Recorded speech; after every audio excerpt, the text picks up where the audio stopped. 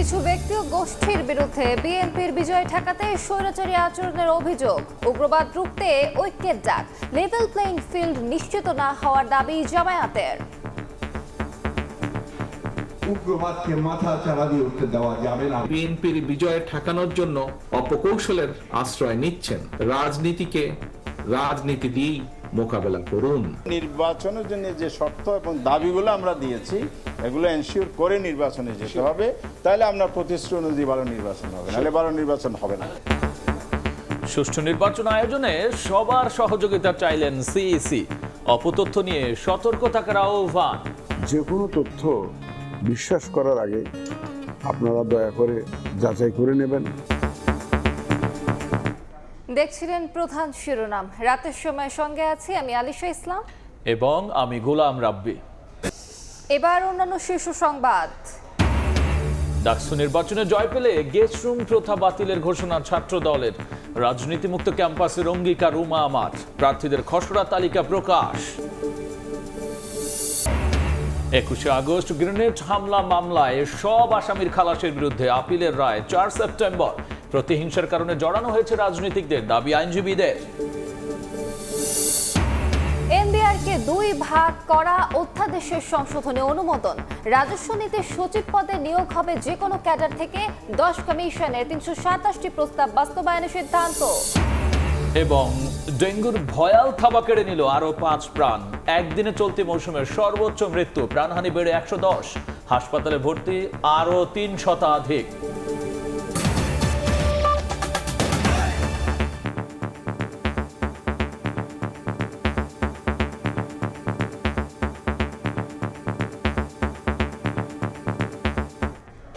পতিত আওয়ামী লীগের মতোই নতুন করে একটি গোষ্ঠী আগামী নির্বাচনে বিএনপির বিজয় ঠেকাতে অপকৌশলের আশ্রয় নিয়েছে বলে মন্তব্য করেছেন দলটির ভারপ্রাপ্ত চেয়ারম্যান তারেক রহমান। নির্বাচন সামনে রেখে পরিস্থিতি ঘোলাটে করার চেষ্টা চলছে বলে অভিযোগ তার। উগ্রবাদ মাথাচাড়া ঠেকাতে সবাইকে ঐক্যবদ্ধ থাকার আহ্বান জানিয়েছেন বিএনপি মহাসচিব মির্জা ফখরুল ইসলাম আলমগীর। সনাতন ধর্মাবলম্বীদের ধর্মীয় উৎসব জন্মাষ্টমী উপলক্ষে রাজধানীর ইঞ্জিনিয়ারিং ইনস্টিটিউশন মিলনায়তনে শুভেচ্ছা বিনিময় অনুষ্ঠানের আয়োজন করে বিএনপি। এতে অংশ নেন দেশের বিভিন্ন স্থান থেকে আসা হিন্দু ধর্মাবলম্বীরা। যোগ দেন বিএনপির কেন্দ্রীয় নেতারাও। অনুষ্ঠানের সভাপতি বিএনপি মহাসচিব মির্জা ফখরুল ইসলাম আলমগীর বলেন, নতুন করে উগ্রবাদ মাথাচাড়া দিয়ে ওঠার চেষ্টা হচ্ছে, চলছে 71কে ভুলিয়ে দেওয়ার প্রচেষ্টাও। অতীতের বিভাজন ভুলে দেশের অস্তিত্বের জন্য সবাইকে ঐক্যবদ্ধ থাকার আহ্বান জানান বিএনপি মহাসচিব। আজকে একটা প্রচ্ছন্ন একটা প্রচেষ্টা আছে 71কে ভুলিয়ে দেওয়া। এটার বিরুদ্ধে কিন্তু আমাদেরকে সমস্ত বাংলাদেশের নাগরিককে তাদেরকে ঐক্যবদ্ধ হতে হবে। আজকে একটা নতুন করে কথা উঠছে, ষড়যন্ত্র চলছে, এক ধরনের উগ্রবাদ মাথা চাড়া দিয়ে উঠছে।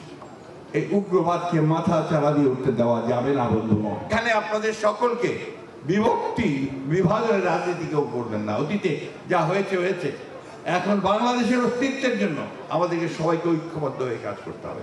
যুক্তরাজ্য থেকে ভার্চুয়ালি যুক্ত হয়ে বিএনপির ভারপ্রাপ্ত চেয়ারম্যান তারেক রহমান বলেন, জনগণের ভোটে বিএনপির বিজয় হবে জেনেই ফ্যাসিবাদ বিরোধী শক্তির কেউ কেউ পতিত আওয়ামী লীগের মতোই অপকৌশল করছে। ফ্যাসিবাদ বিরোধী আন্দোলনের রাজপথের সহযোদ্ধা কতিপয় রাজনৈতিক ব্যক্তি এবং গোষ্ঠীর আচরণেও সেই পলাতক স্বৈরাচারের সরকারের মতন বিএনপির বিজয়ের ঠেকাও প্রবণতা লক্ষ্য করা যাচ্ছে। রাজনীতিকে রাজনীতি দিয়েই মোকাবেলা করুন। জনগণের শক্তির উপরে আস্থা এবং বিশ্বাস রাখুন। বাংলাদেশের বাস্তবতায় পিআর পদ্ধতিতে নির্বাচন সম্ভব নয় সাফ জানিয়ে তারেক রহমান বলেন, নির্বাচনকে সামনে রেখে পরিস্থিতি ঘোলাটে করার চেষ্টা চলছে। বাংলাদেশের আর্থ সামাজিক ভৌগোলিক রাজনৈতিক পরিস্থিতিতে পিআর পদ্ধতিতে নির্বাচনের জন্য এখনো উপযোগী নয় বলেই আমরা কম বেশি মনে করি। যারা আসন্ন নির্বাচনকে সামনে রেখে পরিস্থিতি ঘোলাটে করার অপচেষ্টা করছেন, এর মাধ্যমে আপনারা হয়তো নিজেদের অজান্তেই গণতন্ত্রের উত্তরণের পথকে বাধাগ্রস্ত করে তুলছেন। একই সাথে পতিত পরাজিত পলাতক স্বৈরাচার পুনর্বাসনের পথও হয়তোবা সুগম হচ্ছে। আগামী নির্বাচনে সনাতন ধর্মাবলম্বীদের বিএনপির প্রতি সমর্থন প্রত্যাশা করেন দলটির ভারপ্রাপ্ত চেয়ারম্যান তারেক রহমান। আহমেদ সালেহীন, সময় সংবাদ, ঢাকা। জামাতের শর্ত ও দাবি সরকার মেনে নিলেই কেবল তারা নির্বাচনে যাবে বলে মন্তব্য করেছেন দলটির সহকারী সেক্রেটারি জেনারেল হামিদুর রহমান আজাদ। নির্বাচন ভবনে সিইসির সঙ্গে সাক্ষাৎ শেষে তিনি সাংবাদিকদের কথা বলেছেন। এদিকে সুষ্ঠু আর গ্রহণযোগ্য নির্বাচন অনুষ্ঠানে সবার সহযোগিতা চেয়েছেন প্রধান নির্বাচন কমিশনার এএমএম নাসির উদ্দিন। ফেব্রুয়ারির প্রথমার্ধে জাতীয় সংসদ নির্বাচন, সরকারের এমন ঘোষণার পর থেকে ইসির পাশাপাশি রাজনৈতিক দলগুলোও তৎপরতা শুরু করেছে। ঐক্যমত্য কমিশনে মতামত দেওয়ার পাশাপাশি ইসির অবস্থান জানতে এবং নিজ দলের অবস্থান জানাতে প্রায় প্রতিদিনই নির্বাচন ভবনে আসছে কোনো না কোনো রাজনৈতিক দল।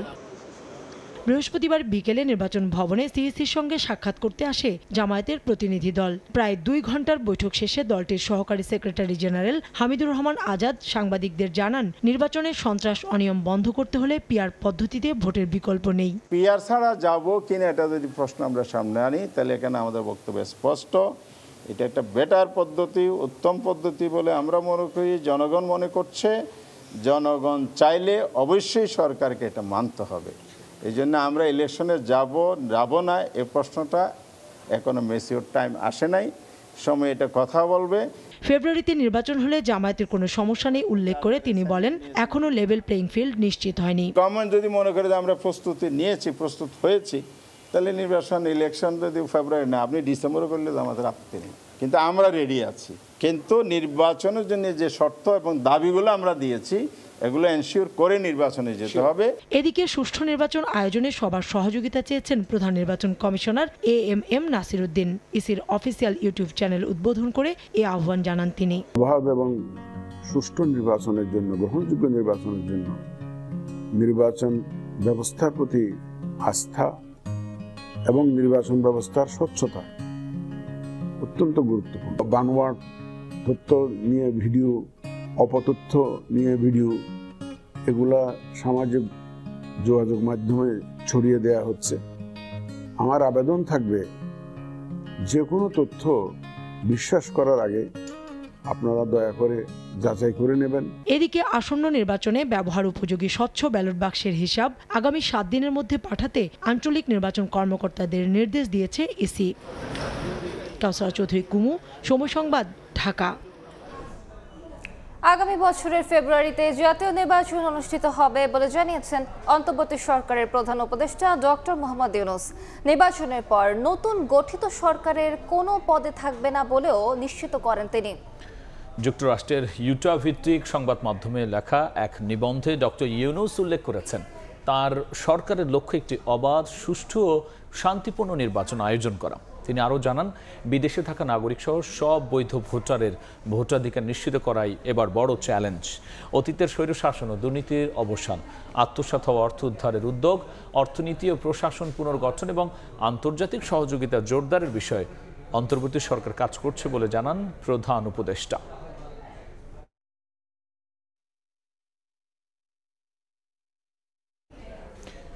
এবার ডাকসু প্রসঙ্গ। ডাকসু নির্বাচন ঘিরে ঢাকা বিশ্ববিদ্যালয় ক্যাম্পাসে উত্তাপ। জয় পেলে গেস্ট রুম প্রথা বাতিলের ঘোষণা দিয়েছে ছাত্রদল। আর রাজনীতিমুক্ত ক্যাম্পাসের প্রতিশ্রুতি দিয়েছেন স্বতন্ত্র প্রার্থী উমামা ফাতিমা। এদিকে ডাকসু নির্বাচনে প্রার্থীদের প্রাথমিক তালিকা প্রকাশ করেন চিফ রিটার্নিং কর্মকর্তা। জানান, বৈধ প্রার্থীর সংখ্যা 462 জন। এবার ভিপি পদে প্রতিদ্বন্দ্বিতা করবেন 48 জন। ঢাকা বিশ্ববিদ্যালয়ে কেন্দ্রীয় ছাত্র সংসদ ডাকসু ও হল সংসদ নির্বাচন যতই ঘনিয়ে আসছে, ক্যাম্পাসে তত বাড়ছে উৎসবের আমেজ। বৃহস্পতিবার দুপুরে মধুর ক্যান্টিনে সংবাদ সম্মেলন করে জাতীয়তাবাদী ছাত্রদল। নির্বাচিত হলে গণরুম ও গেস্টরুম প্রথার কবর রচনা সহ নানা অপসংস্কৃতি বাতিলের প্রতিশ্রুতি দেন ভিপি পদপ্রার্থী আবিদুল ইসলাম খান। গণরুম গেস্টরুম কালচার চিরতরে এই ঢাকা বিশ্ববিদ্যালয়ের মাটি থেকে মূলোৎপাটন করা হবে। ক্যান্টিনে ফাও খাওয়া থেকে শুরু করে রাজনৈতিক যে অপসংস্কৃতিগুলো ছিল বিরাজমান, সেই রাজনৈতিক অপসংস্কৃতিগুলো চিরতরে মূলোৎপাটন করা হবে। অপরাজেয় বাংলার পাদদেশে আনুষ্ঠানিকভাবে প্যানেল ঘোষণা করে উমামা ফাতেমা নেতৃত্বাধীন স্বতন্ত্র শিক্ষার্থী ঐক্য। দায়িত্ব পেলে অপরাজনীতিমুক্ত ক্যাম্পাস গড়ার প্রতিশ্রুতি তাদের। ক্যাম্পাসের গতিমুখ কোন দিকে যাবে সেটা শিক্ষার্থীরা নির্ধারণ করবে। কোনো ছাত্র রাজনৈতিক সংগঠন নির্ধারণ করবে না, কোনো সাদা দল নীল দল নির্ধারণ করবে না। প্রতিটি পরিসরে এই নারীদের অংশগ্রহণ থাকবে, এভাবে তারা নারীদেরকে এক্সপ্রেস করে দিতে চায়। এদিন মধুর ক্যান্টিনে সংবাদ সম্মেলন করে ডাকসু ফর চেঞ্জ প্যানেল। প্রার্থীদের ছবিযুক্ত ব্যালটের দাবি জানান তারা।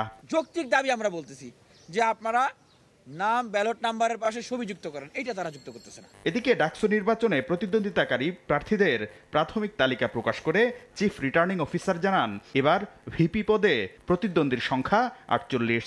কমন রুম, রিডিং রুম ও ক্যাফেটেরিয়া সম্পাদক ছাত্র 2, ছাত্রী 9, মোট 11। আন্তর্জাতিক সম্পাদক ছাত্র 15, ছাত্রী 0, মোট 15। সাহিত্য ও সংস্কৃতি সম্পাদক ছাত্র 17, ছাত্রী 2। তফসিল অনুযায়ী আগামী 9 সেপ্টেম্বর অনুষ্ঠিত হবে ডাকসু নির্বাচনের ভোট। শাকির আহমেদ, সময় সংবাদ, ঢাকা। ডাকসু নির্বাচনের উত্তাপ নিয়ে রিপোর্ট আমরা দেখলাম। রিপোর্টার শাকির আহমেদ আছেন আমাদের সঙ্গে এখন স্টুডিওতে, আমরা এই বিষয়ে আলোচনা করব। শাকির, আপনি তো কয়েকদিন ধরে এই ডাকসু ইলেকশন ফলো করছেন এবং আজকে আপনার রিপোর্টেও দেখলাম যে যারা ভিপি প্রার্থী আছেন বা অন্যান্য যারা প্যানেল আছে তারা সংবাদ সম্মেলনে তাদের জায়গা থেকে বক্তব্য দিচ্ছেন। সেক্ষেত্রে এখন কোন পর্যায়ে কেমন উত্তাপ ছড়াচ্ছে ইলেকশন? রাব্বি, আপনি ঠিকই বলেছেন। আমরা সবশেষ 2019 সালে ডাকসুর যে নির্বাচন দেখেছিলাম, সে নির্বাচনটি নিয়ে শিক্ষার্থী থেকে শুরু করে জাতীয় রাজনীতিতে নানা প্রশ্ন রয়েছে। পরিবর্তিত পরিস্থিতিতে ডক্টর মোহাম্মদ ইউনূস নেতৃত্বাধীন সরকার ক্ষমতা নেওয়ার পরেই কিন্তু বিভিন্ন বিশ্ববিদ্যালয়ের যে ছাত্র সংসদ নির্বাচন শুরু হয়েছে, তারই যদি আমি বলি আনুষ্ঠানিক সূচনা কিন্তু ঢাকা বিশ্ববিদ্যালয়ের সেই ডাকসু দিয়ে। সেক্ষেত্রে এই ডাকসুতে যারা ভোট দেবেন তারা কিন্তু গত 3টি নির্বাচনেও অনেকে ভোট দিতে পারেননি। সুতরাং তাদের জাতীয় নির্বাচনে ভোট দিতে না পারার একটি আক্ষেপ, পাশাপাশি ডাকসুতে পরিপূর্ণভাবে গত নির্বাচনে ভোট দিতে না পারার আক্ষেপ নিয়ে অনেকে কিন্তু অধীর আগ্রহে এই ভোটের জন্য অপেক্ষা করছেন। সুতরাং এটি জাতীয় নির্বাচন না হলেও শিক্ষার্থীদের কাছে কিন্তু জাতীয় নির্বাচন বা নির্বাচনের চেয়ে গুরুত্বপূর্ণ কিছু। সেক্ষেত্রে শাকির, আমরা যদি একটু প্রার্থীদের দিকে তাকাই, যে আমরা দেখছি যে এই যে সর্বশেষ যে গণঅভ্যুত্থান অর্থাৎ জুলাই আন্দোলন, সেই জায়গায় যারা ভূমিকা রেখেছিলেন তারাই কি বিভিন্ন প্যানেলে নতুন নতুন জায়গায় অবস্থান নিচ্ছেন? এই বিষয়টি আমরা দেখব। রাব্বি, আপনি যদি একটু দেখে নিতে চাই যে জাতীয়তাবাদী ছাত্রদল সমর্থিত যে প্যানেল রয়েছে সেটি ঘোষণা করা হয়েছে। সেখানে ভিপি হিসাবে আছেন, আপনি যেমনটি বলছিলেন, জুলাই অভ্যুত্থানের সময় আলোচিত মুখ আবিদুল ইসলাম খান। তিনি কিন্তু প্লিজ কেউ কাউকে ছেড়ে যায়েন না, এই ধরনের একটি উক্তির মাধ্যমে কিন্তু তিনি সেই সময় ভাইরাল হয়েছিলেন বা আলোচিত হয়েছিলেন। পাশাপাশি জিএস হিসাবে আছেন তানভীর বারী হামিম, এজিএস হিসাবে আছেন তানভীর আল হাদি মায়েদ। এবং ক্যাম্পাসে ক্রিয়াশীল আরেকটি ছাত্র সংগঠন ইসলামী ছাত্র শিবির, তারাও কিন্তু পূর্ণাঙ্গ প্যানেল দিয়েছে এবং তাদের ভিপি হিসাবে আছেন জুলাই আন্দোলনের কিন্তু আরেক পরিচিত মুখ আবু সাদিক কাইম। পাশাপাশি জিএস পদপ্রার্থী হিসাবে আছেন SM ফরহাদ এবং এজিএস হিসাবে আছেন মহিউদ্দিন খান। এই দুটি দলের বাইরেও আমরা দেখতে পেয়েছি গণ আন্দোলনের নেতৃত্বদানকারী যে বৈষম্য বিরোধী ছাত্রতান্ত্রিক ছাত্র সংসদ যেটি হয়েছে, তারাও কিন্তু প্রার্থী দিয়েছে। সেখানেও আছেন জুলাই আন্দোলনের পরিচিত মুখ অর্থাৎ সে সময় সমন্বয়কের দায়িত্ব পালন করা আব্দুল কাদের কিন্তু ভিপি পদে লড়ছেন। পাশাপাশি দেখতে পাচ্ছি আবু ওয়াকির মজুমদার, যিনি একজন সমন্বয়ক ছিলেন এবং তিনি কিন্তু জিএস পদে লড়ছেন। এবং পাশাপাশি আমরা দেখতে পাচ্ছি এজিএস পদে একজন নারী অর্থাৎ আশরাফা খাতুন কিন্তু প্রতিদ্বন্দ্বিতা করছেন। এবং আরেকটি বলতে চাই, গত ডাকসু ইলেকশনে কিন্তু নির্বাচিত হয়েছেন ভিপি নুরুল হক নূর। তার যে দল রয়েছে সেটিরই কিন্তু ছাত্র সংগঠন ছাত্র অধিকার পরিষদ, তারাও কিন্তু এবার প্রার্থী দিয়েছে। সেখানে আছে পরিচিত মুখ ভিপি হিসাবে বিনিয়ামিন মোল্লা। বিনিয়ামিন মোল্লা কিন্তু এখানে ভিপি হওয়ার আগেও ডাকসু নির্বাচনের দাবিতে আমরণ অনশন সহ জুলাই গণঅভ্যুত্থানে নানা ভূমিকার জন্য তিনি কিন্তু ব্যাপকভাবে ক্যাম্পাসে পরিচিত একটি মুখ। এবং এজিএস পদে এখানে সাবিনা ইয়াসমিন, জিএস পদে সাবিনা ইয়াসমিন এবং এজিএস পদে রাকিবুল ইসলাম নামেও কিন্তু তারা পূর্ণাঙ্গ প্যানেল যেটি সেটি ঘোষণা করেছে এবং তাদের নাম হচ্ছে ডাকসু ফর চেঞ্জ। এবং অপরাজয় 71 অদম্য 24 নামে আরেকটি প্যানেলে প্রতিদ্বন্দ্বিতা করছেন। সেটির ভিপি হিসেবে রয়েছেন নাইম হাসান হৃদয়, জিএস হিসাবে এনামুল হাসান এবং এজিএস হিসাবে অদিতি ইসলাম। কিন্তু এই যে প্যানেল যেটি রয়েছে সেটিতে তারা প্রতিদ্বন্দ্বিতা করছেন। এটি মূলত বামপন্থী ছাত্র সংগঠনগুলোর একটি প্যানেল। পাশাপাশি ইসলামী ছাত্র আন্দোলন, যেটি ইসলামী আন্দোলন বাংলাদেশের ছাত্র সংগঠন, তারাও কিন্তু পূর্ণাঙ্গ প্যানেল দিয়েছে। তাদের প্যানেলের নাম হচ্ছে সচেতন শিক্ষার্থী পরিষদ। আমি যদি বলছি, তাদের ভিপি প্রার্থী হিসাবে আছেন কেন্দ্রীয় সভাপতি ইয়াসিন আরাফাত এবং জিএস হিসাবে আছেন খায়রুল হাসান মারজান। এবং আরেকটি আমরা দেখতে চাই যে জুলাই আন্দোলনের আলোচিত মুখ উমামা ফাতেমা, তারাও কিন্তু স্বতন্ত্র শিক্ষার্থী ঐক্য নামে পূর্ণাঙ্গ একটি প্যানেল দিয়েছেন। সেখানে তিনি নিজেই ভিপি হিসেবে আছেন। পাশাপাশি ঢাকা বিশ্ববিদ্যালয় সাংবাদিক সমিতির সাবেক সভাপতি সাদি ভুইয়া কিন্তু সেটির জিএস প্রার্থী হিসাবে আছেন। আমরা আজকে এই আলোচনার পাশাপাশি আজকে কিন্তু ভোটার তালিকা যেটি যারা প্রার্থী হয়েছেন সেই প্রার্থীদের মনোনয়নপত্র যাচাই বাছাই হয়েছে রিটার্নিং অফিসারের কার্যালয়ে। সেই লাইভ আমরা একটু তাকে সরাসরি কানেক্ট করার চেষ্টা করব। আছেন সেখানে আমাদের সহকর্মী শাবাবু আসি।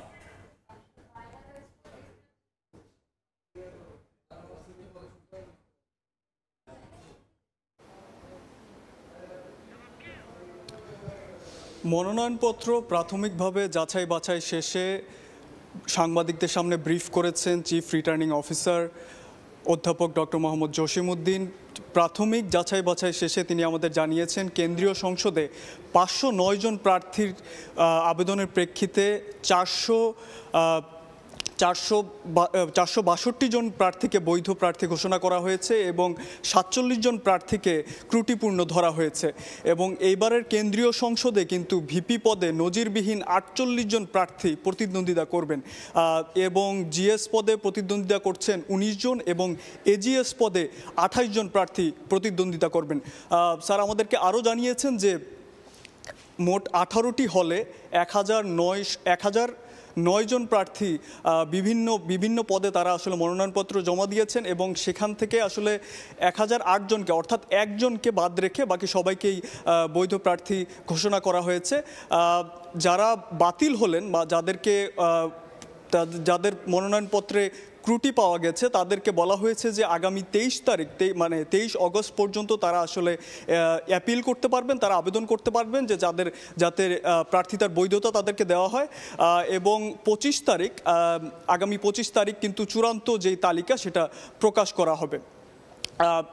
এবং আমাদেরকে আরও যেটা জানিয়েছেন যে এবারের এবং যারা আসলে ত্রুটিপূর্ণ হয়েছে তাদেরকে আসলে বেশ কিছু ক্রাইটেরিয়ার মাধ্যমে আসলে তারা এটা নির্ধারণ করেছেন। তারা বলেছেন যে প্রাথমিক যে বিষয়গুলো ছিল যেটা চিফ রিটার্নিং অফিসারগুলো তারা আসলে পর্যালোচনা করছিলেন মূল্যায়নের ক্ষেত্রে, সেটি হচ্ছে যে তাদের যেই প্রার্থীদের তাদের বৈধতা আছে কিনা ডিপার্টমেন্টে হলে এবং তাদের যেই সমর্থক যাদেরকে নিয়ে এসেছেন প্রার্থীতে তাদের সব ডকুমেন্টস ঠিক আছে কিনা এই বিষয়গুলো চেক করেই কিন্তু তারা আসলে আজকের এই বৈধ প্রার্থিতা ঘোষণা করেছেন। তো এই ছিল আমার কাছে ঢাকা বিশ্ববিদ্যালয়ের কেন্দ্রীয় সংসদের সর্বশেষ খবর। আমরা শুনছিলাম সরাসরি ঢাকা বিশ্ববিদ্যালয়ের ডাকসুর চিফ রিটার্নিং অফিসারের কার্যালয় থেকে প্রার্থীদের মনোনয়নপত্র যাচাই বাছাইয়ের যে সবশেষ খবর সেটি। সেক্ষেত্রে শাকির আরেকটি বিষয় যদি আমরা নিয়ে আসি যে আমরা দেখলাম অনেক ক্ষেত্রেই আপনার কোনো প্যানেল আংশিক দেওয়া হয়েছে, কেউ আবার পরিপূর্ণ দিয়েছে, এইটার অবস্থা কেমন দেখছেন? এটি অনেকটাই এবারের নির্বাচনে যদি ব্যতিক্রম বলি সেই ব্যতিক্রমগুলোর মধ্যে কিন্তু একটি যে অনেকেই পূর্ণাঙ্গ প্যানেল না দিয়ে আংশিক পদে প্রতিদ্বন্দ্বিতা করছেন এবং স্বতন্ত্র কিন্তু এবার রেকর্ড সংখ্যক প্রার্থী স্বতন্ত্রভাবে প্রতিদ্বন্দ্বিতা করছেন। শাকির আপনার কাছে একটু জানতে চাইবো যে এবার নারীদের অংশগ্রহণ কেমন দেখছেন ডাকসু নির্বাচনে? আলিশা, জানেন আপনি জুলাই গণ অভ্যুত্থানে নারীরা যেরকম আলোচিত চরিত্র ছিলেন, অর্থাৎ তারা কিন্তু সম্মুখ সারির যোদ্ধা ছিলেন। সেই ক্ষেত্রে প্রতিটি প্যানেলেই কিন্তু তাদের যে মূল পদগুলো অর্থাৎ অনেকে জিএস এজিএস পর্যন্ত নারী প্রতিনিধি নিয়ে এসেছেন, পাশাপাশি নির্দিষ্ট সংখ্যক হারে কিন্তু তারা নারী প্রতিনিধি রাখার চেষ্টা করেছেন। ক্ষুদ্র নৃগোষ্ঠীর সদস্য যারা রয়েছেন তাদেরও কিন্তু রাখার চেষ্টা করেছেন এবং বিভিন্ন ধর্ম বর্ণ নানা ধরনের বৈচিত্র্যের মাধ্যমে সবাই কিন্তু তাদের প্যানেলটি সেটি কিন্তু তারা ডিজাইন করেছেন। এবং শাকির আরেকটি বিষয় সেটি হচ্ছে যে একজন নারী জুলাই আন্দোলনে যার ছবি অনেক বেশি আলোচিত হয়েছিল তার জন্য কিন্তু অনেকে তার ওই পদে প্যানেলে প্রার্থীই দেননি, এরকম ঘটনা তো তন্নির ক্ষেত্রে আমরা দেখতে পেয়েছি। আমরা নিশ্চয়ই একটু দেখতে চাই যে এবার দুজন জুলাই গণ অভ্যুত্থানের যে আলোচিত প্রার্থী আছেন সানজিদা আহমেদ তন্নি, তিনি কিন্তু স্বতন্ত্রভাবে প্রতিদ্বন্দ্বিতা করছেন গবেষণা ও প্রকাশনা সম্পাদক পদে। তার সম্মানে কিন্তু 5টি প্যানেল থেকে তার প্রতি সমর্থন জানানো হয়েছে। যদি উল্লেখ করতে চাই বড় একটি প্যানেল অর্থাৎ আলোচিত যে জাতীয়তাবাদী ছাত্র দলের প্যানেল থেকেও কিন্তু তার প্রতি সমর্থন জানানো হয়েছে এবং তার চোখে আঘাত পাওয়ার যে ছবি সেটি কিন্তু জুলাই গণ অভ্যুত্থানের সময় বা দেশ সীমা ছাড়িয়ে বিদেশে কিন্তু আলোচিত হয়েছিল। পাশাপাশি আমরা জানি যে ইসলামী ছাত্র শিবিরের যে প্যানেলটি রয়েছে সেই প্যানেল থেকে প্রতিদ্বন্দ্বিতা করছেন ঢাকা বিশ্ববিদ্যালয়ের একমাত্র অঙ্গহানি হওয়া জুলাইয়ের যে যোদ্ধা খান জসিম, তিনিও কিন্তু প্রতিদ্বন্দ্বিতা করছেন এবং তাকে আসলে সমর্থন না দিলেও অনেকেই কিন্তু তার প্রতি সহানুভূতি জানিয়েছেন এবং তাকে জুলাই যোদ্ধা হিসাবে তার মূল্যায়নের জন্য অনেক প্যানেলের প্রার্থীরাই কিন্তু আহ্বান জানিয়েছেন। দীর্ঘদিন পর এই ডাকসু নির্বাচন হলো, তো আপনার কাছে কি মনে হয় এটা নিয়ে প্রত্যাশা কি ছাত্রদের? অবশ্যই যেটি প্রথমেই বলছিলাম যে শিক্ষার্থীরা অধীর আগ্রহে অপেক্ষা করছেন তারা তাদের প্রার্থী নির্বাচন করবেন। যদি বলতে যাই গত বছর কিন্তু সেই ডাকসু নির্বাচনে 2 শতাধিক প্রার্থী ছিলেন, কিন্তু এবার সেটি কিন্তু ফর্ম জমা দেওয়ার সংখ্যাটা যদি বলি সেটা কিন্তু 600-র উপরে ছাড়িয়ে গেছে। সুতরাং অংশগ্রহণকারীর সংখ্যা যেখানে অনেক বেশি, সেখানে আপনি বুঝতেই পারেন যে আসলে ভোট দেওয়ার জন্য ভোটারদের আগ্রহ কতটুকু। এবং আমরা যাকেই প্রশ্ন করেছি তারাই কিন্তু তারা আসলে যদি বলতে যাই স্বপ্ন বুনছেন যে তারা তাদের প্রতিনিধি পাবেন। তারা বলছেন যে শিক্ষক সমিতি, কর্মচারী সমিতি, কর্মকর্তা সমিতি সবাই তাদের ভয়েস বা তারা তাদের কণ্ঠ কিন্তু উচ্চারণ করতে পারেন বিশ্ববিদ্যালয় প্রশাসনে। কিন্তু শিক্ষার্থীদের কোনো নির্বাচিত প্রতিনিধি না থাকার কারণে তথাকথিত ছাত্র সংগঠনগুলো শিক্ষার্থীদেরকে যে নির্যাতন নিষ্পেষণ করে সেই জাতাকল থেকে তারা বের হয়ে আসার যে প্রক্রিয়া, সেটি ডাকসুর মাধ্যমে তারা তাদের প্রতিনিধি নির্বাচন করে কিন্তু সূচনা করতে চাচ্ছেন এবারের নির্বাচনে। এবং সেক্ষেত্রে শাকির, আমরা যদি আংশিক যারা প্যানেল দিল তাদের নিয়ে একটু যদি বিস্তারিত আলোচনায় যাই।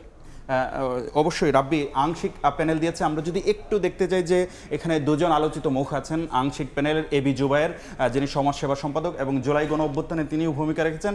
পাশাপাশি আমরা দেখতে পাচ্ছি যে সাহিত্য সম্পাদক হিসেবে আছেন মোসাদ্দেক আলী ইবনে মোহাম্মদ, তিনিও কিন্তু ক্যাম্পাসের আলোচিত অ্যাক্টিভিস্ট এবং তিনি নানা সামাজিক কর্মকাণ্ড সহ জুলাই গণ অভ্যুত্থানের যে আলোচিত চরিত্র, তিনিও কিন্তু জুলাই গণ অভ্যুত্থানে বড় ভূমিকা রাখেন। যদি বলতে যাই যে ভিসি চত্বরে 15ই জুলাই যে হামলা হয়েছিল, সেই হামলায় কিন্তু তারা অনেকেই আহত হয়েছেন এবং তারা কোনো আসলে কোনো প্যানেলের অংশ না হয়ে স্বতন্ত্রভাবে নিজেদের স্বকীয়তা বজায় রেখে তারা শিক্ষার্থীদের অধিকার নিয়ে কাজ করার প্রত্যয়ই কিন্তু তারা স্বতন্ত্রভাবে আংশিক প্যানেল থেকে তারা প্রতিদ্বন্দ্বিতা করছেন। এবং তারা বলছেন যে প্যানেলগুলো আসলে যে কাজগুলো করতে গিয়ে বাধা পাবে বা তারা তাদের যে অসম্পূর্ণ কাজগুলো থাকবে সেগুলোই তারা সম্পন্ন করার মাধ্যমে আসলে জুলাই চেতনায় উজ্জীবিত, পাশাপাশি শিক্ষার্থীদের অধিকার নিশ্চিত করার একটা ছাত্র সংসদ, যেটি কার্যকর ছাত্র সংসদ হবে 90-এর আদলে। বা সেক্ষেত্রে শাকির, আমরা দেখলাম প্রার্থীদের মধ্যে একটা উত্তাপ এবং অনেক আলোচিত প্রার্থী আছেন এবং পুরো ডাকসু ইলেকশন সবসময় হচ্ছে দেশব্যাপী একটা আলোচনার টপিক হয়ে উঠছে এবং এবার তো আরও বেশি হয়ে উঠছে। সেক্ষেত্রে এই যে প্যানেলগুলো আছে তারা বিশ্ববিদ্যালয়ের ছাত্র রাজনীতির পাশাপাশি শিক্ষার পরিবেশ নিয়ে কে কি ভাবছেন, তারা কি ইশতেহারে এই জিনিসটাকে কিভাবে তুলে আনছেন, গবেষণা, শিক্ষার পরিবেশ? অবশ্যই রাব্বি, আজকেই যদি আমি বলতে যাই জাতীয়তাবাদী ছাত্রদল তাদের পূর্ণাঙ্গ প্যানেলের একটি প্রেস কনফারেন্স ছিল, সেখানে কিন্তু তারা বলেছেন গণরুম গেস্টরুম প্রথা যেটি রয়েছে সেই গণরুম গেস্টরুম প্রথার বাইরে গিয়ে তারা যত ধরনের অপসংস্কৃতি রয়েছে ছাত্র রাজনীতির সেগুলোর বিরুদ্ধে তারা কাজ করতে চান। এবং তারা বলছেন যে প্রথাগত যে ছাত্র রাজনীতি অর্থাৎ দলের সভাপতি, সাধারণ সম্পাদক, ভিপি, জিএস পদে প্রার্থিত হবেন সেটি থেকেও তারা বের হয়ে এসেছেন। এবং তারা বলছেন যে জাতীয়তাবাদী ছাত্রদল বলছে যে তারা তাদের গণতান্ত্রিক প্রক্রিয়া ভোটাভুটির মাধ্যমে কিন্তু তাদের অভ্যন্তরীণ ভোটাভুটির মাধ্যমে প্রার্থী নির্বাচন করছে। শুধু এই জাতীয়তাবাদী ছাত্রদল নয়, অন্য সবগুলো ছাত্র সংগঠনও কিন্তু তথাকথিত ছাত্র রাজনীতির যে মোড়ক বা যে স্টাইল সেটি থেকে তারা বের হয়ে এসে আসলে শিক্ষার্থীরা কি চান সেই চাহিদার যেন একটি সংসদ তারা প্রতিষ্ঠা করতে পারেন বা নির্বাচিত হতে পারেন সেই চেষ্টায় কিন্তু তারা আসলে সেই চেষ্টাটি তারা চালাচ্ছেন। আমরা একটু প্রতিরোধ পর্ষদের যে ছবিগুলো আসলে অনাকাঙ্ক্ষিতভাবে আমরা ভুল ছবি গিয়েছিল সেই ছবিগুলো আবার আমরা দেখাতে চাই।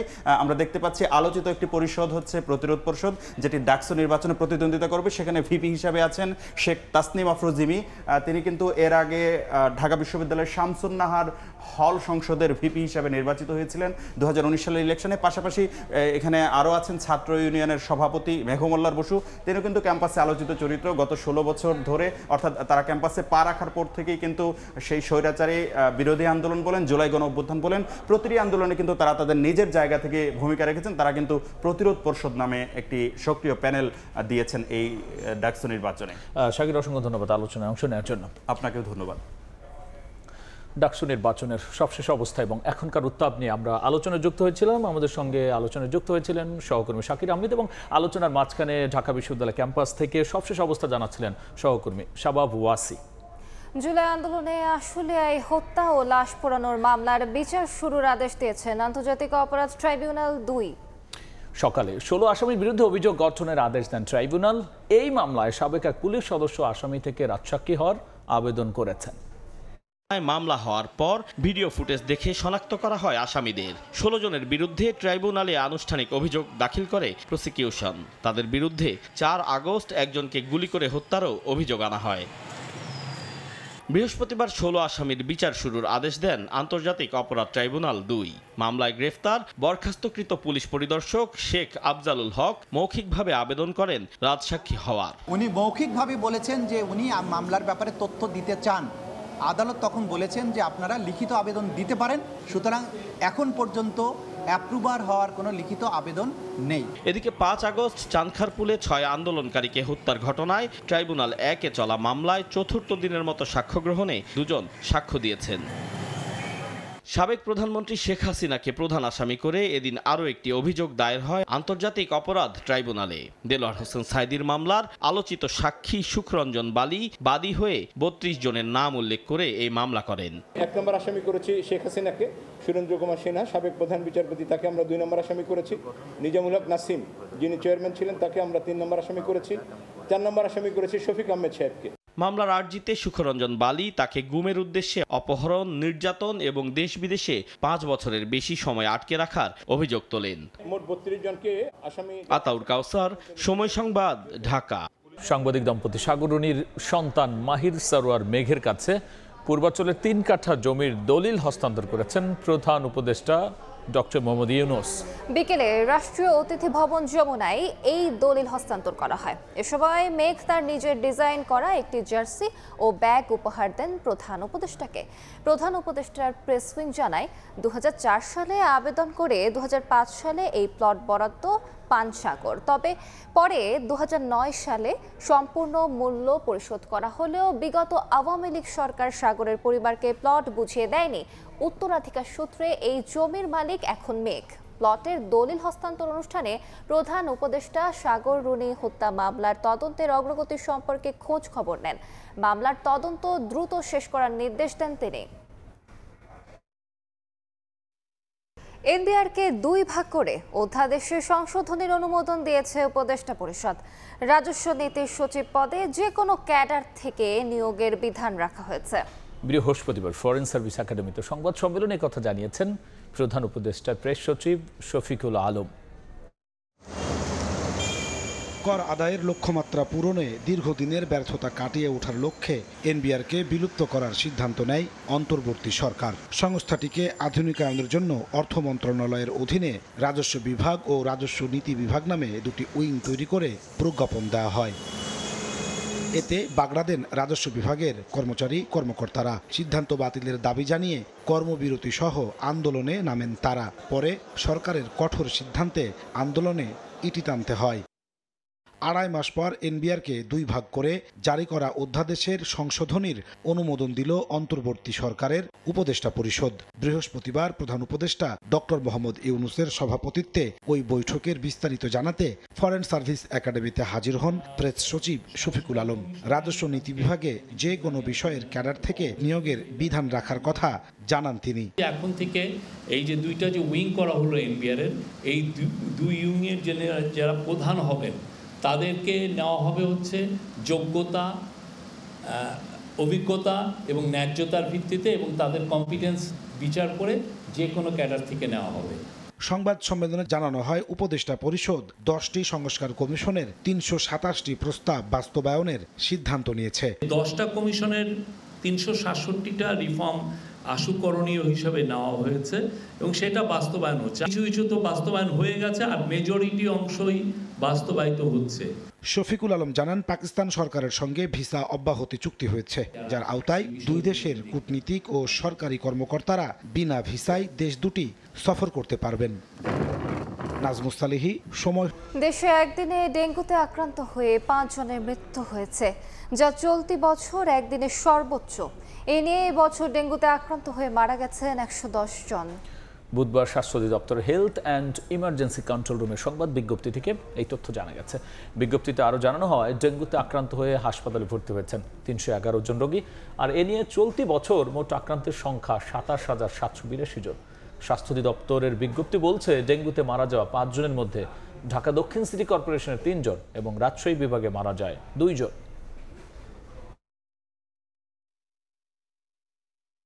বাগেরহাটের 4টি সংসদীয় আসন বহাল রাখার দাবিতে মহাসড়ক অবরোধ করে বিক্ষোভ ও মানববন্ধন হয়েছে।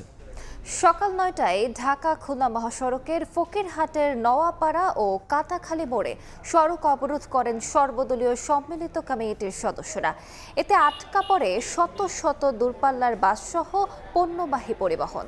এর আগে ৩০ জুলাই দুপুরে ত্রয়োদশ জাতীয় সংসদ নির্বাচনে বাগেরহাটে 4টি আসনের মধ্যে একটি অংশ কমিয়ে 3টি আসন করার প্রাথমিক প্রস্তাব দেয় ইসি।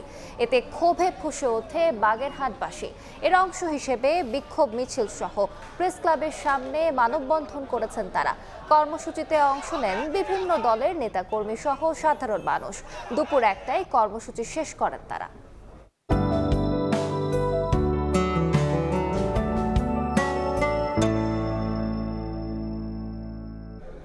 দেখে নেব আজকের বাতাসের মান সূচক। বায়ুমান বিষয়ক সংস্থা IQ এর সূচক অনুযায়ী বাংলাদেশে এখনকার বাতাসের মান: ঢাকা বিভাগের বায়ুর মান 31, যা ভালো, বাতাসের আর্দ্রতা 83%। চট্টগ্রাম বিভাগে বায়ুর মান 58, এটি সন্তোষজনক, বাতাসের আর্দ্রতা 89। রাজশাহী বিভাগে বায়ুমান 65, এটিও সন্তোষজনক, আর্দ্রতা 91। সিলেট বিভাগে বায়ুর মান 69, যেটি সন্তোষজনক, বাতাসের আর্দ্রতা 88%। খুলনা বিভাগের বায়ুমান 53, এটিও সন্তোষজনক, বাতাসের আর্দ্রতা 94।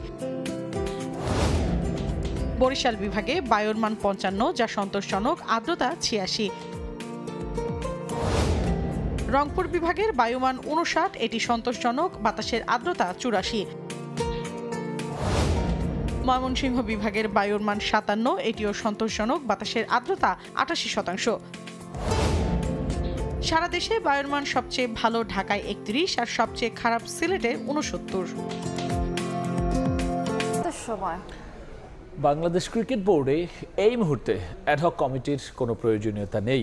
মন্ত্রণালয়ে হস্তক্ষেপ না করলে অক্টোবরেই নির্বাচন হবে বলে বিশ্বাস সাবেক যুগ্ম সাধারণ সম্পাদক রফিকুল ইসলাম বাবুর। তার স্পষ্ট কথা, অনির্বাচিতদের দিয়ে গঠনতন্ত্র সংশোধনের মতো কারণ এখনো তৈরি হয়নি। বিস্তারিত নিয়ন মুহাইমিনের রিপোর্টে। দিনের হিসেব করলে আর 1.5 মাসেরও কম সময় বাকি। এই বছরের অক্টোবরের প্রথম সপ্তাহেই শেষ হচ্ছে বাংলাদেশ ক্রিকেট বোর্ডের বর্তমান পরিচালনা পরিষদের মেয়াদ।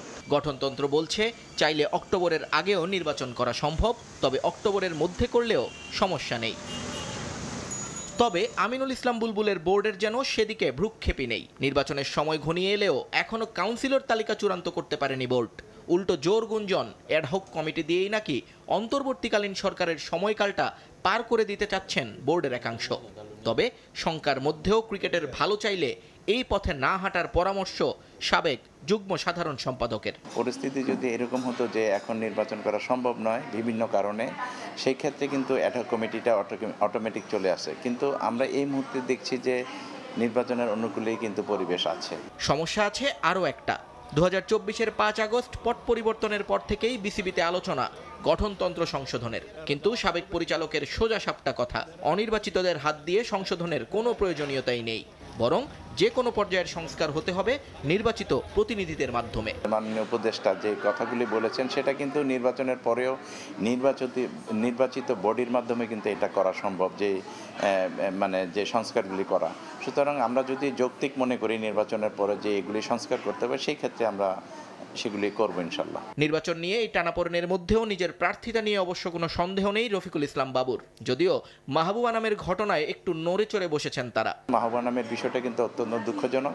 সে একজন অভিজ্ঞ ক্রীড়া সংগঠক, ক্রিকেটের জন্য অনেক কিছু করেছেন এবং তার করার যথেষ্ট যোগ্যতাও আছে ভবিষ্যতে। নিয়ন মুহাইমিন, সময় সংবাদ, ঢাকা। এ পর্যায়ে শীর্ষ সংবাদ জানিয়ে দিচ্ছে আরও একবার। কিছু ব্যক্তি ও গোষ্ঠীর বিরুদ্ধে বিএনপির বিজয় ঠেকাতে স্বৈরাচারী আচরণের অভিযোগ। উগ্রবাদ রুখতে ঐক্যের ডাক, লেভেল প্লেইং ফিল্ড নিশ্চিত না হওয়ার দাবি জামায়াতের। ডাকসু নির্বাচনে জয় পেলে গেস্ট রুম প্রথা বাতিলের ঘোষণা ছাত্র দলের। রাজনীতিমুক্ত ক্যাম্পাসের অঙ্গীকার উমামার। প্রার্থীদের খসড়া তালিকা প্রকাশ।